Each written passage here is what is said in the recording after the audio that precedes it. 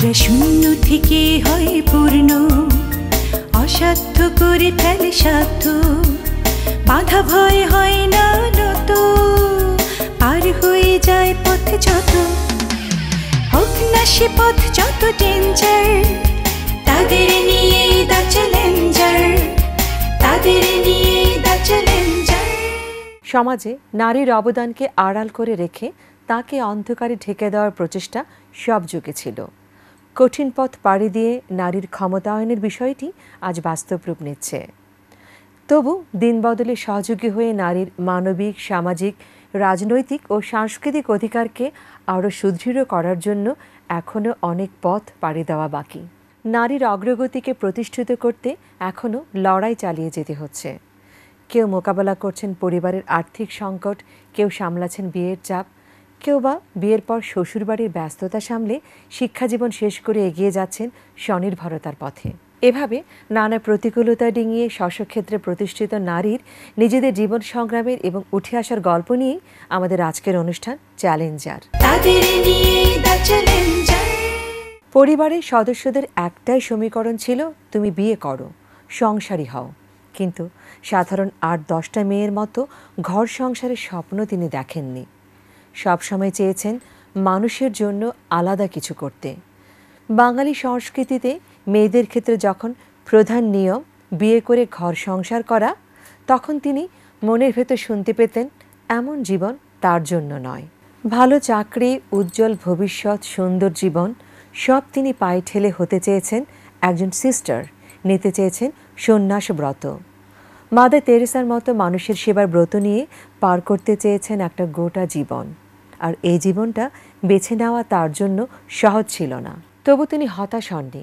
প্রচণ্ড মনোবল নিয়ে নিজের সিদ্ধান্তে অটল থেকে সেই পূরণের লক্ষ্যে এগিয়ে গেছেন।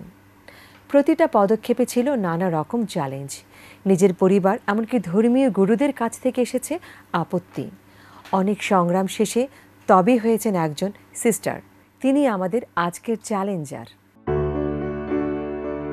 ঢাকার অদূরে নবাবগঞ্জের কোলাকোবা বান্দুরা গ্রামে ১৯৪৭ সালে ২৬ মার্চ জন্মেছিলেন ভার্জিনিয়া আশা গোমেজ। বাবা জাস্টিন গোমেজ এবং মা মার্গারেট ডিক্রুজ। ৭ সন্তানের মধ্যে ৫ জনই মেয়ে।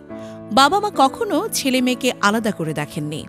ক্যান্সার আক্রান্ত বাবার চিকিৎসার জন্যই মা ছোট্ট আশাকে সঙ্গে নিয়ে পশ্চিমবঙ্গে যান। বাবার মৃত্যুর পর আশার মা আর পূর্ববঙ্গে ফিরে আসেননি। ছোটবেলা থেকেই অনেকটা স্বাধীন চেতা ছিলেন আশা। ১০ বছর বয়স থেকেই তার ইচ্ছে ছিল, স্বপ্ন ছিল সিস্টার হবেন। পশ্চিমবঙ্গের হলি ফ্যামিলি গার্লস হাই স্কুলে পড়া শেষে তিনি ভর্তি হন মাদ্রাসের স্টেলা মারিস কলেজ ও বিশ্ববিদ্যালয়ে। এখান থেকে তিনি বিজ্ঞান বিভাগে উচ্চ মাধ্যমিক শেষ করেন। এরপর বাংলাদেশ থেকে তিনি বিএ পাশ করেন। এরপর ম্যানিলায় এশিয়ান সোশ্যাল ইনস্টিটিউট থেকে মাস্টার্স সম্পন্ন করেন। ১৯৭২ সালে রাঁচিতে সেন্ট জেভিয়ার্স কলেজের প্রিন্সিপালের অফিসে কাজের মাধ্যমে আশা গোমেজের কর্মজীবনের শুরু। ১৯৭৪ সালে চলে আসেন বাংলাদেশে। মাকে নিয়ে বাংলাদেশে পৈতৃক ভিটায় বেড়াতে যান তিনি। মামার অনুরোধে তিনি ওষুধ কোম্পানি গ্লাসগোতে চাকরি নেন। তবে ১৯৭৯ সালে গ্লাসগো থেকে ইস্তফা দিতে চাইলেও কোম্পানি তাকে আরও ১ বছর চাকরিতে বহাল রাখে।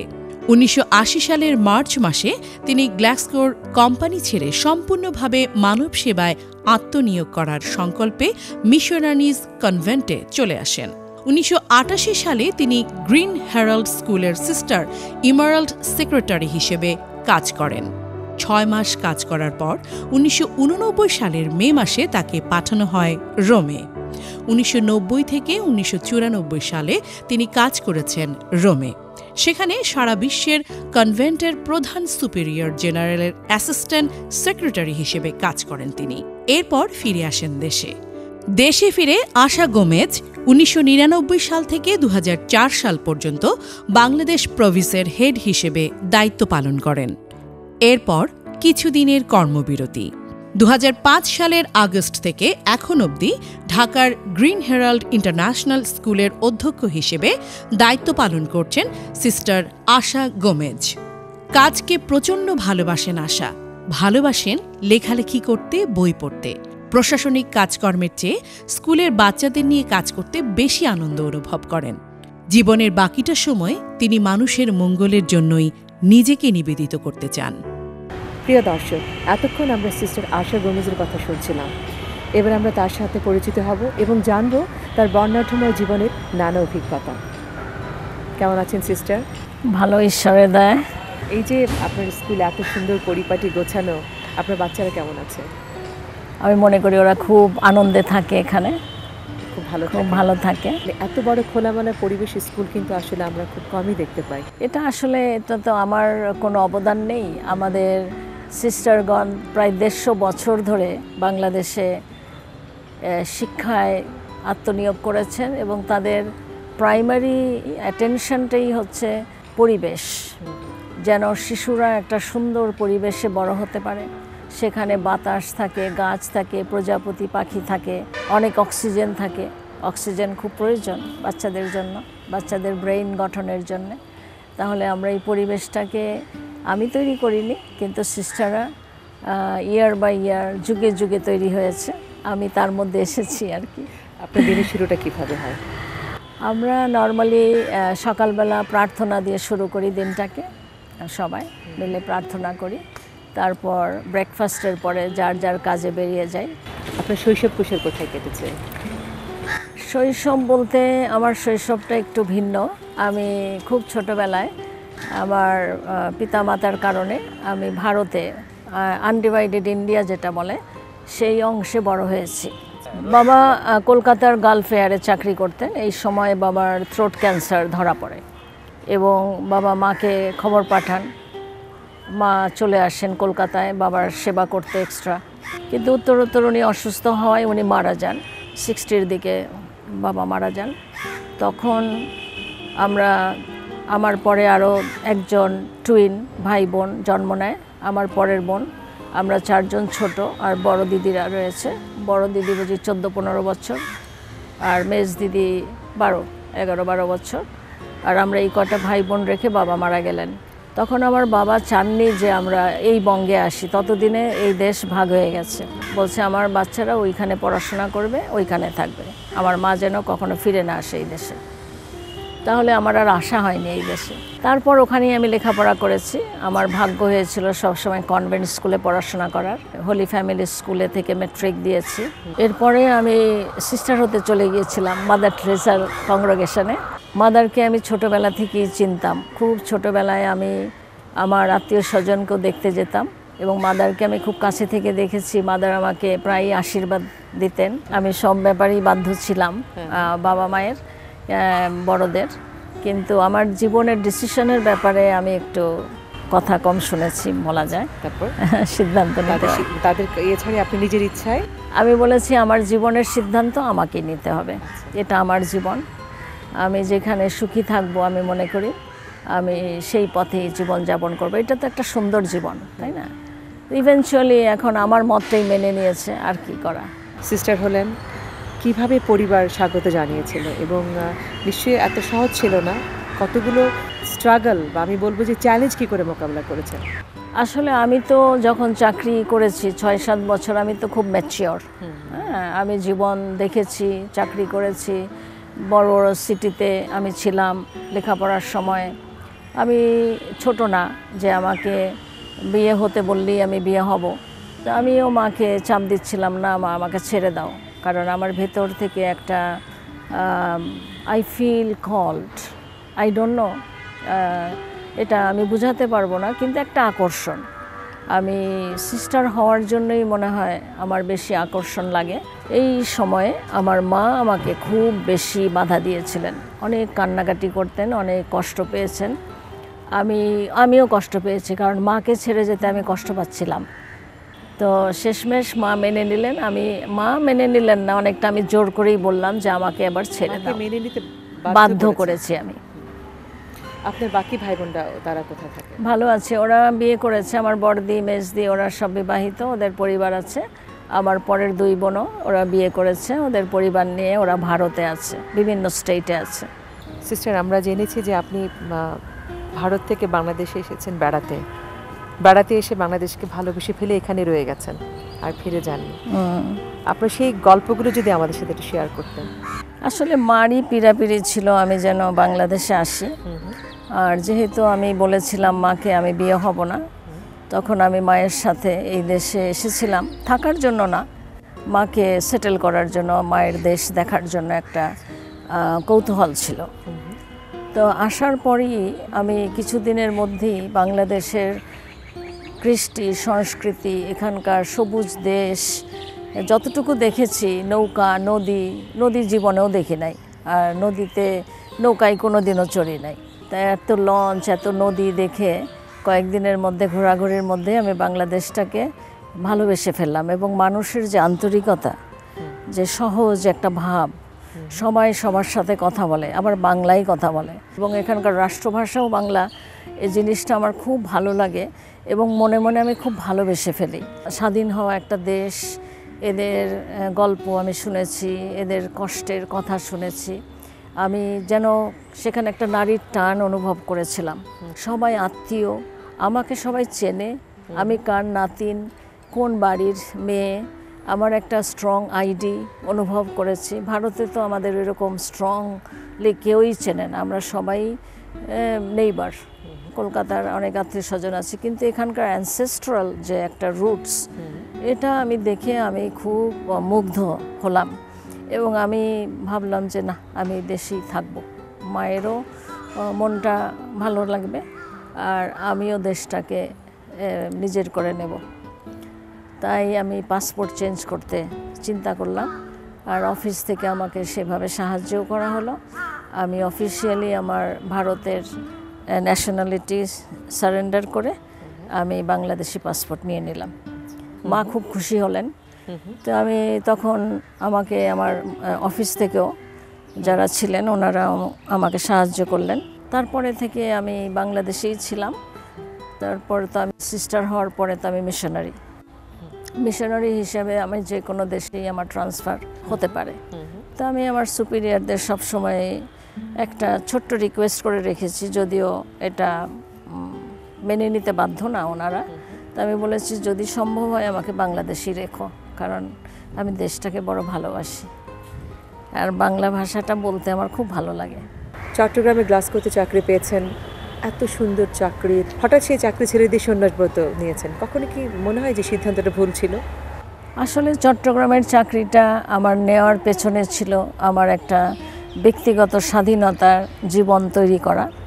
আমাকে যেন বিয়ের জন্য মা চাপ না দেন, আমার একটা ফাইন্যান্সিয়াল ফ্রিডামের প্রয়োজন ছিল, সেজন্যই চাকরিটা নেওয়া। চাকরিটা খুব বড় ছিল না, খুবই ছোট একটা চাকরি, তবে চাকরিটা আমাকে সাহায্য করেছে। এই সময়ের মধ্যে আমি কাউন্সেলিং নিয়েছি একজন সন্ন্যাসী ফাদারের কাছে, যে আমাকে একটু চেক করে দেখেন আসলেই আমি সিদ্ধান্ত এই যে দ্বিতীয়বার নিচ্ছি এটাই যেন আমার ভুল না হয়, আসলেই কি আমি সন্ন্যাসী জীবন যাপন করতে পারবো।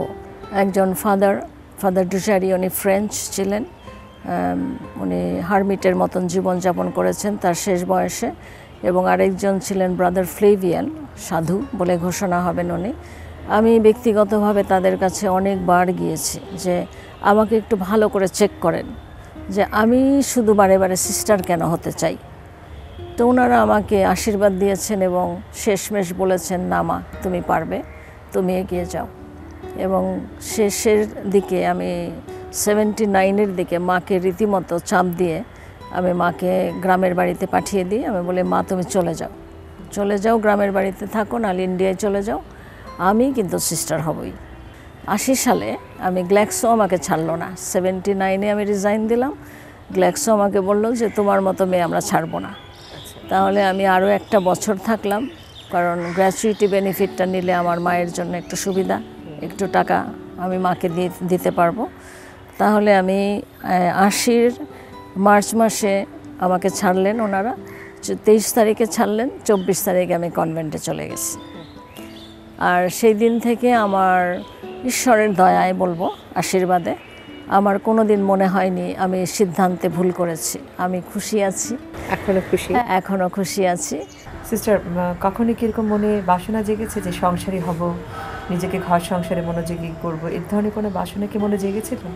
অবশ্যই আমি না করতে পারি না যে এমন সংসারী করার বাসনা জাগেনি। অনেক বাধা যখন এসেছে আমার মায়ের কাছ থেকে, আমার বড় দিদিরা যখন তারা আমাকে সন্ন্যাসী জীবন গ্রহণ এগিয়ে দিতে চায়নি বা আমাকে উৎসাহিত করতে চায়নি, তখন আমি ভেবেছি হতে পারে আমি বিয়ে হলে সুখী হব। আর অনেক ছেলেরাও এগিয়ে এসেছে আমাকে বিয়ে করবে বলে। তাহলে আমি নিজেকে আবার টেস্ট করে দেখেছি, আমার অ্যাট্রাকশনটা হতে পারে 30%, আর আমার সিস্টার হওয়ার আকর্ষণটা 70%, অনেক সময় আবার 80%, 20%। তো আমি আমার আধ্যাত্মিক গুরুদের কাছে যখন কথা বলেছি, তখন ওনারা বলেছেন যে তোমার মন যেটা বলে, তোমার হৃদয়ের সাথে কথা বলো, তোমার বিবেকের সাথে কথা বলো, যেটা তোমাকে আগ্রহী করবে সেখানেই কিন্তু তোমার জীবন। প্রথমে তো চলে গিয়েছিলাম মাদার ট্রেজার ওখানে, এবার তো আমি পূর্ণ বয়স্ক, আমি জানি সন্ন্যাসী জীবন কি হতে পারে। তো তখন আমি জেনে বুঝে আবার আমি এই জীবনে আকৃষ্ট। তখন আমার দ্বিধাদ্বন্দ্বটা বেশিই ছিল, কিন্তু আমি যখন ডিসিশন নিয়েছি তখন আমি ডেফিনেট ছিলাম যে এই জীবনই আমার। সংসারী হওয়ার ইচ্ছা আর মনে তখন আমি জানতাম, ডেফিনেটলি জানতাম যে আসলে আমি সংসার জীবনে সুখী হব না। এটা আমার নয়, এটা মনের তাগিদ, এটা আমার নয়। সিস্টার, আপনি বই পড়তে ভালোবাসেন, তা আপনি কার লেখা পড়তে বেশি পছন্দ করেন? খুব ট্র্যাডিশনাল বই পড়ি। ইংরেজি পড়লে ইংরেজি লেখকরা যারা রয়েছে, ক্লাসিক্যাল লেখক না, তাদের বইগুলো পড়ি। তারপর স্পিরিচুয়াল যারা রাইটার্স, স্পিরিচুয়াল বুকস, টমাস মার্টন, তারপর কার্লো কারিতো, এই ধরনের church related documents. History is my attractive subject. আমি খুব হিস্ট্রি পছন্দ করি, নিজে রিসার্চ করতে পছন্দ করি, যদিও আমি সায়েন্সের স্টুডেন্ট। আমি ইতিহাস খুব পছন্দ করি এবং ইতিহাস রিলেটেড কিছু থাকলেই আমি ঘন্টার পর ঘন্টা পড়তে পছন্দ করি, রিসার্চ করতে পছন্দ করি। আর এমনিতে রবীন্দ্র, নজরুল, ট্র্যাডিশনাল বইগুলোও পড়ি, কারণ আমি এডুকেশনে রয়েছি। বিমল মিত্র, বাংলাদেশের হুমায়ুন আহমদ, এখন বাংলাদেশের অনেক রাইটার আছে যাদের আমি চিনতাম না আগে, এখন আমি পড়ি। এবং ছোটদের বইও পড়ি, কারণ ছোটদের বইয়ের মধ্যে অনেক জানার আছে যেটা আগে বুঝতাম না, এখন গভীরতা নিয়ে বুঝতে পারি যে এই কবিতাগুলো কেন শিশুদের জন্য লেখা হয়েছে, বা এই কবিতাগুলো কেন অ্যাডোলেসেন্টদের জন্য লেখা হয়েছে। এখন আমি ওই ম্যাচিউরিটিতে গেছি যে ম্যাচিউরিটি থেকে আমি অ্যানালাইজ করতে পারি এডুকেশনের বিষয়গুলো। সেই জন্য আমার পড়ার খুব ইচ্ছা, এটা আমার একটা নেচার বলতে পারো, যেটা আগে বুঝতাম না, এখন গভীরতা নিয়ে বুঝতে পারি। এই যে বললেন যে ছোটদের বই পড়তে খুব ভালো লাগে, এই রেঞ্জ থেকে প্রশ্ন করতে চাইছি, আপনার স্কুল থেকে যারা পাশ করে গেছে তারা হয়তো এখন অনেকে অনেক বড় বড় পজিশনে নিজেদের অবস্থান করতে পেরেছে, এবং তারা কিন্তু আপনার সাথে হয়তো দেশে বা দেশের বাইরে থেকে দেখা করে, তখন আপনার কেমন অনুভূতিটা হয় যে একসময় আমারই ছাত্র? এটা একটা অ্যাচিভমেন্ট না, যে একটা চারা গাছ যেমন 2টা পাতা 3টা পাতা করে বড় হতে থাকে চোখের সামনে, এবং আমারই চোখের সামনে 10-11 বছরের মধ্যে শিশুগুলো কিশোর এবং যুবক হয়ে ওঠে।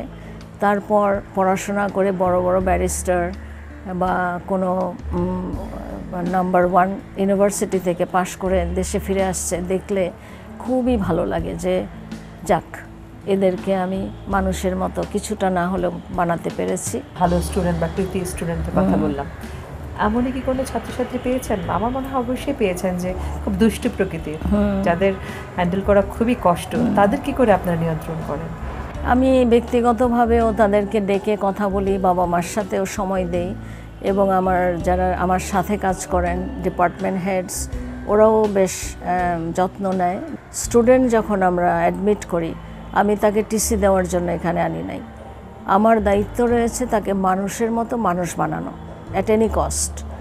তাহলে আমি যথেষ্ট পেইন নেই ওই শিশুটাকে রাউন্ডে আনার জন্য, যতই কষ্ট হোক। আমি 10 বছর 11 বছর ধরেও অনেকের পেছনেই অনেক সময় দিয়েছি এবং তারা শেষমেশ খুব ভালো স্টুডেন্ট হয়েছে। সিস্টার, এবার একটু ভিন্ন প্রসঙ্গে যেতে চাইছি। এই যে আপনারা ছুটির দিনগুলোতে আপনারা সব সিস্টাররা মিলে কিভাবে আসলে আনন্দ করেন বা কিভাবে আপনারা সময় কাটান? আমরা যেদিন স্কুল থাকে সেদিন স্কুলের পরে, প্রার্থনার পরে আমরা একসাথে ডিনার করি এবং ডিনারের পরে আমরা টিভি সিরিয়ালগুলো দেখি, যে যেটা পছন্দ করে।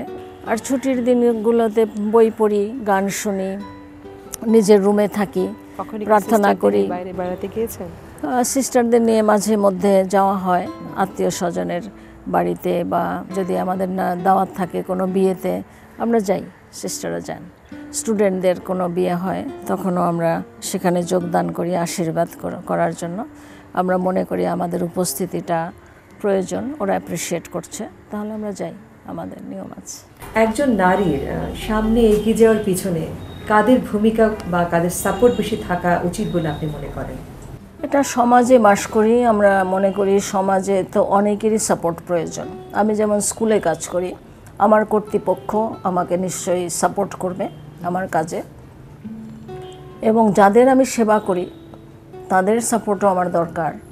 আমার স্টুডেন্টদের পিতামাতার সাপোর্ট আমার খুবই প্রয়োজন, এবং সরকারের পক্ষ থেকেও আমাদের সাপোর্টের প্রয়োজন।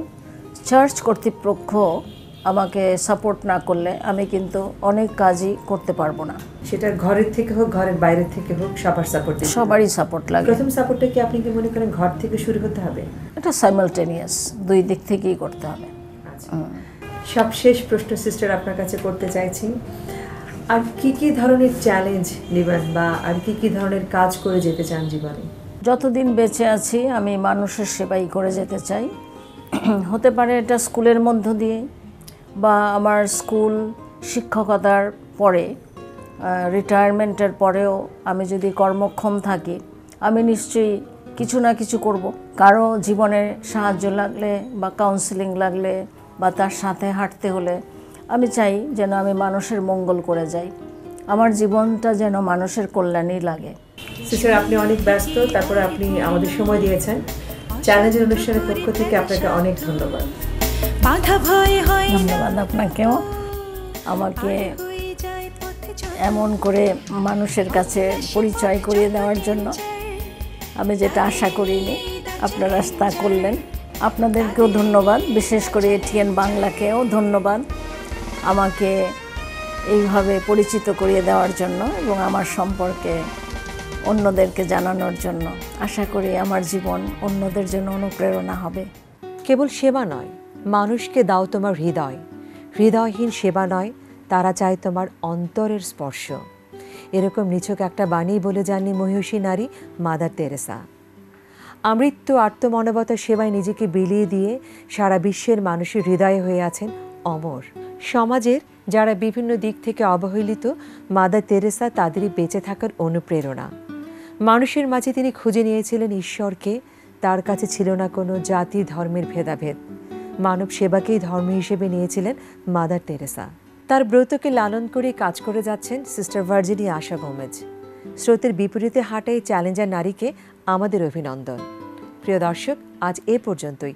দেখা হবে চ্যালেঞ্জারের আগামী পর্বে। ভালো থাকবেন। তার ব্রতকে লালন করে কাজ করে যাচ্ছেন সিস্টার ভার্জিনিয়া আশা গোমেজ। স্রোতের বিপরীতে হাঁটা এই চ্যালেঞ্জার নারীকে আমাদের অভিনন্দন। প্রিয় দর্শক, আজ এ পর্যন্তই। দেখা হবে চ্যালেঞ্জারের আগামী পর্বে। ভালো থাকবেন।